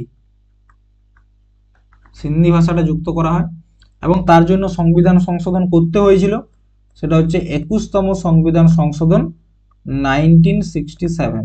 ঠিক আছে, পরবর্তী ক্ষেত্রে আবার 3টা ভাষা যুক্ত করা হয়। 3টা ভাষা কি কি, একটা হচ্ছে কোঙ্কনি, একটা হচ্ছে কোঙ্কনি, একটা হচ্ছে মণিপুরি, আর একটা হচ্ছে তোমার নেপালি। ঠিক আছে, এই 3টা ভাষা যুক্ত করা হয়। এটার জন্য একটা সংবিধান সংশোধন করতে হয়, সেটা হচ্ছে 71তম সংবিধান সংশোধন 1992। ঠিক আছে, পরবর্তী ক্ষেত্রে আবার 4টা ভাষা যুক্ত করা হয়। চারটা কি কি দেখো, একটার নাম হচ্ছে বোডো, একটা হচ্ছে ডোংরি, একটা হচ্ছে মৈথিলি, আর একটা হচ্ছে সাঁওতালি। এটার জন্য কত নাম্বার সংবিধান সংশোধন, তো এটা মনে রাখা সহজ ট্রিক হচ্ছে, এখানে 21 আর এখানে হচ্ছে 71, যোগ করে দাও। 71 আর 21 হচ্ছে 92, 92তম সংবিধান সংশোধন 2003। ঠিক আছে, 2003-এ এই 4টা ভাষা, মানে বর্তমানে রয়েছে তোমার ভাষার সংখ্যা হচ্ছে 22টা। 22টা ভাষা কি কি তোমরা যদি দেখতে চাও দেখে নাও। একটা হচ্ছে অসমিয়া, বাংলা, বোডো, ডোগরি, গুজরাটি, হিন্দি, কন্নড়, কাশ্মীরি, কোঙ্কনি, মৈথিলি, মালায়ালাম, মণিপুরি, মারাঠি, নেপালি, উড়িয়া, পাঞ্জাব, সাঁওতালি, সংস্কৃত, সিন্ধি, তামিল, তেলেগু, উর্দু। তো এটা দেখো তোমরা সহজেই মনে রাখতেও পারবে, আমি তোমাদেরকে শিখিয়ে দিচ্ছি মনে রাখার সহজ উপায়। তার জন্য কালারটা একটু চেঞ্জ করে দেখো, এই জায়গাতে যে কথাটা বলা হয় এই জম্মু কাশ্মীরে, সেটা হচ্ছে কাশ্মীরি।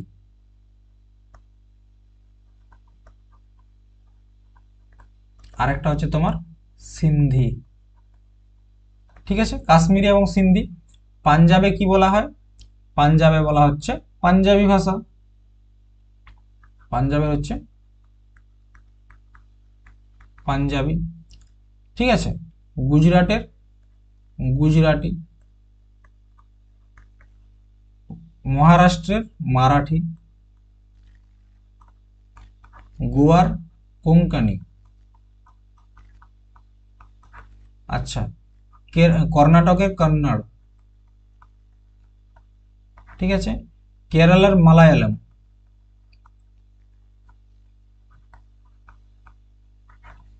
তামিলনাড়ুর তামিল, অন্ধ্রপ্রদেশের তেলেগু, উড়িষ্যার উড়িয়া, ওয়েস্ট বেঙ্গলের বেঙ্গলি। ঠিক আছে, আচ্ছা, আসামের বলা হয় আসামি। ঠিক আছে, তো দেখো কতগুলো ভাষা হয়ে গেল, 1 2 3 4 5 6 7 8 9 10 11 12 13। আর একটা হচ্ছে এখানে কি বলা হয়, হিন্দি, হিন্দি। ঠিক আছে, তো এই আরেকটা হচ্ছে, হ্যাঁ এখানে দেখো মণিপুর রয়েছে, মণিপুরে হচ্ছে মণিপুরি, মণিপুরে হচ্ছে মণিপুরি। ঠিক আছে, বিহারের হচ্ছে মৈথিলি ভাষা,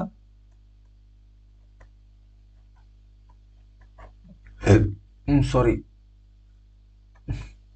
মৈথিলি ভাষা। ঠিক আছে, তো দেখো এটা মনে রাখার একটা সহজ, যেমন এখানে হচ্ছে কাশ্মীরি সিন্ধি, পাঞ্জাবি, গুজরাটি, মারাঠি, কোঙ্কনি, কন্নড়, মালায়ালাম, তামিল, তেলেগু, উড়িয়া, বেঙ্গলি, মণিপুরি, আসামি, মৈথিলি।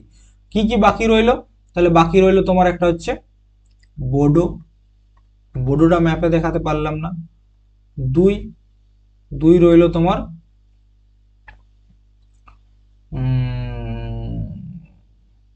উর্দু, সংস্কৃত, কারণ এগুলো কোনো একটা পার্টিকুলার স্টেটের ভাষা নয়। ঠিক আছে, নেপালি। 5 সাঁওতালি। ঠিক আছে, আরেকটা হচ্ছে তোমার, তাহলে এখানে আছে 5টা, এখানে 6 7 8 9 10 11 12 13 14 15 16 17 18 19 20। আর কোনটা বাকি রইলো?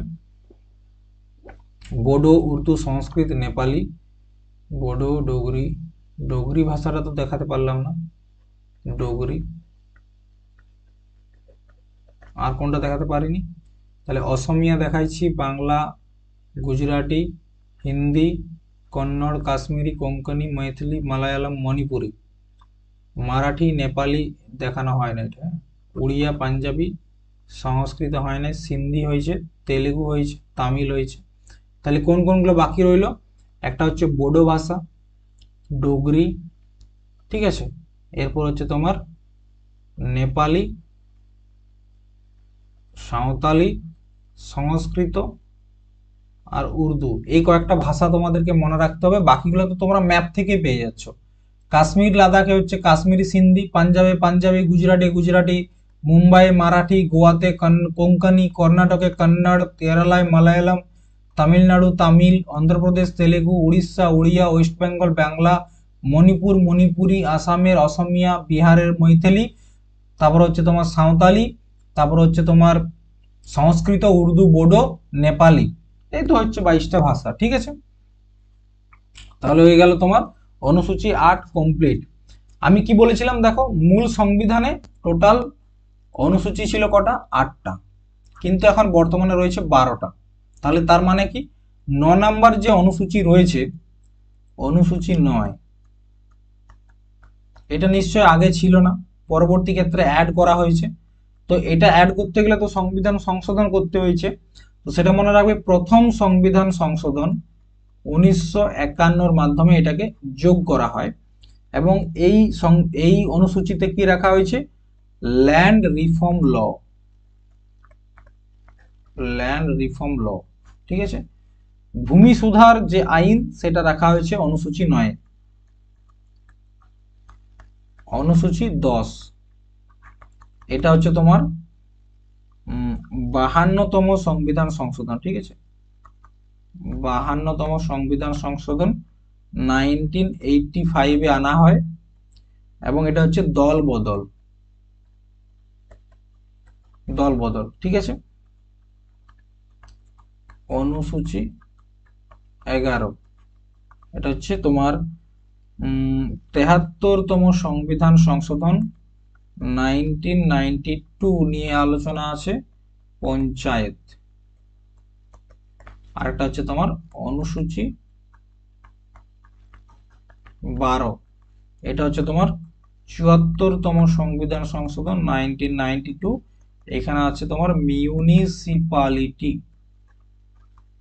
ঠিক আছে। তো মিউনিসিপালিটিকে নিয়ে আলোচনা করা হয়েছে। তো দেখো অনুসূচি 9 বললাম, প্রথম সংবিধান সংশোধনের মাধ্যমে যুক্ত করা হয় ল্যান্ড রিফর্ম ল। অনুসূচি 10 52তম সংবিধান সংশোধনের মাধ্যমে যুক্ত করা হয়, খুব গুরুত্বপূর্ণ অনুসূচি 10, দল বদল। দল বদল বলতে কি, একটা এ পার্টি আর একটা হচ্ছে বি পার্টি। ধরো কোনো একজন ব্যক্তি এ পার্টির থেকে উইন হলো, কিন্তু সে টাকা খেয়ে বি পার্টিতে চলে গেল, তখন এই এ পার্টির লোকটার বিরুদ্ধে কি আনা হয়, দল বদলের অপরাধ আইন আনা হয়, ঠিক আছে। এরপর হচ্ছে অনুসূচি 11, 73তম সংবিধান সংশোধন 1992 এর মাধ্যমে পঞ্চায়েত ব্যবস্থাকে যুক্ত করা হয় অনুসূচি 11তে। এইটা কিন্তু পরীক্ষায় প্রচুর আসে, যে কত নম্বর সংবিধান সংশোধনের মাধ্যমে পঞ্চায়েত ব্যবস্থাকে অনুসূচি 11তে যুক্ত করা হয়, সেটা হচ্ছে 73তম সংবিধান সংশোধন। এরপর হচ্ছে অনুসূচি 12, যেটা 74তম সংবিধান সংশোধন, যার মাধ্যমে মিউনিসিপ্যালিটিকে সংবিধানের আন্ডারে আনা হয়। তাহলে আমাদের যেটা পড়ার কথা ছিল সেটা কি আমরা পড়লাম, একবার দেখে নিই। প্রস্তাবনা পড়ে নিয়েছি, অনুসূচি পড়ে নিয়েছি, বিদেশি স্রোত হয়ে গেছে, তাহলে রইল ভাগ, ঠিক আছে। তো আমাদের সংবিধানে টোটাল ভাগ হচ্ছে কটা, 22টা, ঠিক আছে। দেখো আমাদের সংবিধানের টোটাল ভাগ হচ্ছে 22টি, আর আর্টিকেল হচ্ছে 395টি, ঠিক আছে। 395টি আর্টিকেল এবং 22টা ভাগ রয়েছে। আর তো বললাম অনুসূচি হচ্ছে তোমার 8টা ছিল, এখন 12টা হয়েছে। তো দেখো আমাদের যে 22টা ভাগ কি কি, ওইটাই শুধু আজকে আমরা দেখবো। দেখো ভাগ নাম্বার 1, যেখানে বলা হয়েছে the union and it's territory, মানে আমাদের দেশ এবং তার যে অঞ্চলটা রয়েছে সেইগুলো নিয়ে আলোচনা করা হয়েছে আর্টিকেল 1 থেকে 4 এর মধ্যে। ভাগ 1-এ কত নাম্বার আর্টিকেল, আর্টিকেল 1 থেকে 4। ভাগ দ্বিতীয় বা 2 নাম্বার ভাগে কি নিয়ে আলোচনা করা হয়েছে,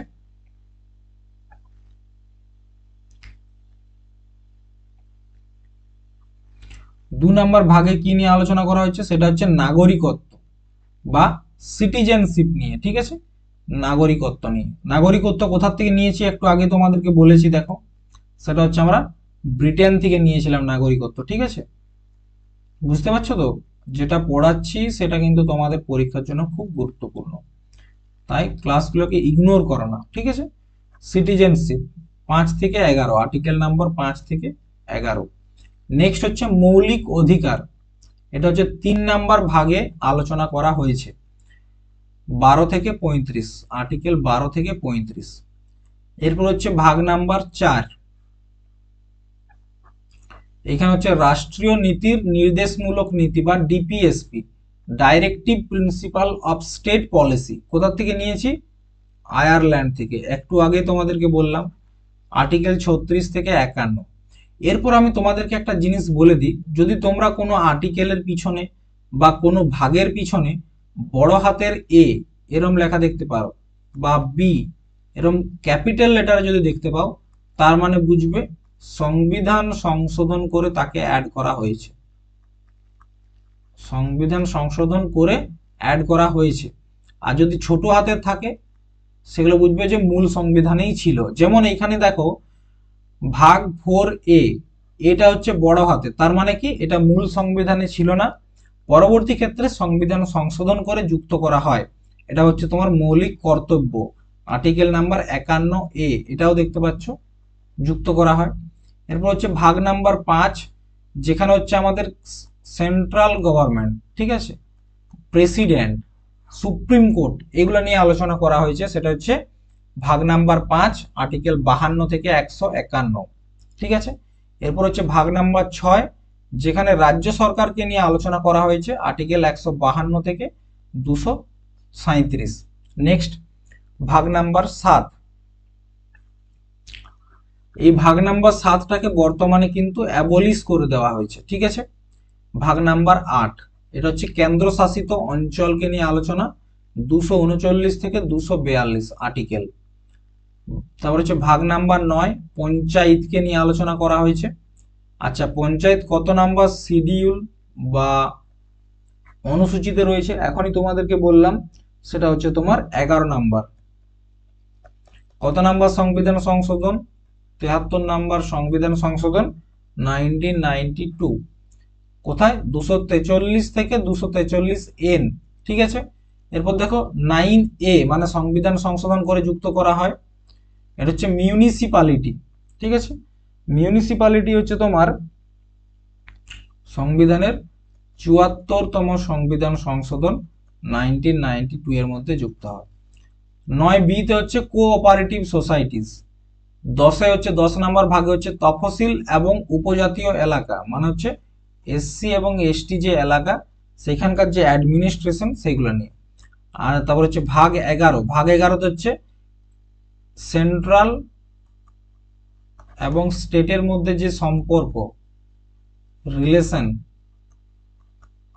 সেটা হচ্ছে তোমার ভাগ 11তে আর্টিকেল নাম্বার 245 থেকে 263 মধ্যে আলোচনা করা হয়েছে। ভাগ 12তে, ভাগ 12তে হচ্ছে তোমার ফাইন্যান্স, প্রপার্টি, কন্ট্রাক্ট এবং লিটিগেশন নিয়ে আলোচনা, 264 থেকে 300A। এরপর হচ্ছে আর্টিকেল নাম্বার 13, এখানে হচ্ছে ভারতের অঞ্চলের মধ্যে ব্যবসা, বাণিজ্য এবং আন্তঃপ্রবেশ মানে কি ভারতের ভিতরে যে তুমি ব্যবসা করবে সেই বিষয়ে যে আর্টিকেলগুলো রয়েছে সেটা হচ্ছে তোমার আর্টিকেল নাম্বার 301 থেকে 307। কত নাম্বার ভাগে রয়েছে? ভাগ নাম্বার হচ্ছে, এগুলো হচ্ছে ভাগ নাম্বার হচ্ছে 13।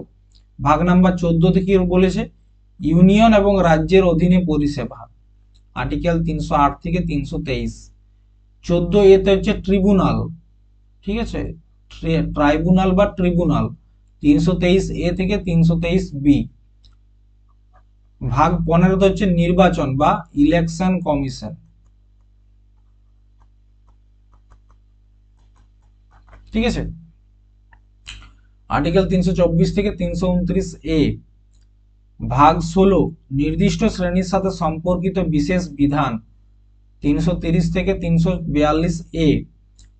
অফিসিয়াল ভাষা বা আমাদের দেশের যে ভাষা সেই ভাষা নিয়ে আলোচনা হয়েছে ভাগ 17তে আর্টিকেল নাম্বার 343 থেকে 351। এরপর দেখো ভাগ 18, এখানে হচ্ছে আপাতকাল। কিসের জন্য? আপাতকাল, ঠিক আছে, আর্টিকেল নাম্বার 352 থেকে 360। ভাগ নাম্বার 19, বিক্ষিপ্ত বলতে যেটা মিসলেনিয়াস বোঝায়, মানে যেগুলাকে অন্য কোনো ভাগে যুক্ত করা যায়নি তাদেরকে ভাগ 19-এ রাখা হয়েছে। আর্টিকেল নাম্বার 361 থেকে 367, 361 থেকে 367। এরপর হচ্ছে ভাগ নাম্বার 20, ভারতীয় সংবিধানের যে সংশোধনী, বললাম না যে সংবিধান সংশোধন করা হচ্ছে, সাউথ আফ্রিকা থেকে নেওয়া হয়েছে, সেটা আর্টিকেল নাম্বার 368-এ রয়েছে। এরপর হচ্ছে 21 নাম্বার ভাগে হচ্ছে অস্থায়ী ব্যবস্থা নিয়ে, এবং 20 নাম্বার ভাগে হচ্ছে তোমার হিন্দিতে কর্তব্যমূলক পাঠ্য এবং বাতিল এসব বিষয় নিয়ে আলোচনা আর্টিকেল 393 থেকে 395 এর মধ্যে করা হয়েছে। তো আজকের ক্লাসে আমাদের যে মূল বিষয়বস্তু ছিল একবার তোমরা দেখে নাও। সেটা হচ্ছে কি, আমরা প্রথমত দেখলাম যে আমাদের সংবিধানের যে কিছু গুরুত্বপূর্ণ তথ্য কয়েকটা দেখলাম, আগের দিন থেকে শুরু করেছি। তারপর দেখলাম যে যে কমিটি কয়েকটা ছিল গুরুত্বপূর্ণ, তাদের যে চেয়ারম্যান কে কে ছিলেন, এবং তারপর দেখলাম আমাদের সংবিধানকে আমরা কিভাবে পড়বো। সেখানে আমরা 5টা ভাগে ভাগ করেছিলাম, একটা হচ্ছে প্রস্তাবনা, একটা হচ্ছে ভাগগুলো, একটা হচ্ছে আর্টিকেল, একটা হচ্ছে অনুসূচি এবং আরেকটা হচ্ছে বিদেশি স্রোত। তো প্রস্তাবনা, ভাগ, অনুসূচি এবং বিদেশি স্রোত আলোচনা হয়ে গেছে। এরপর আমরা পরের দিন ক্লাস থেকে প্রত্যেকটা পার্ট এবং প্রত্যেকটা আর্টিকেল, ঠিক আছে, এগুলা বিস্তারিতভাবে আলোচনা করা শুরু করব, ঠিক আছে, বুঝতে পেরেছো? তো আজকের ক্লাস এই পর্যন্তই। পরের দিন আমরা ভাগ প্রথম নিয়ে আলোচনা করব। প্রথম ভাগ যে আর্টিকেল 1 থেকে 4 রয়েছে সেগুলো নিয়ে আলোচনা করব। আজ এই পর্যন্তই। থ্যাংক ইউ, ধন্যবাদ। জয় হিন্দ, জয় ভারত।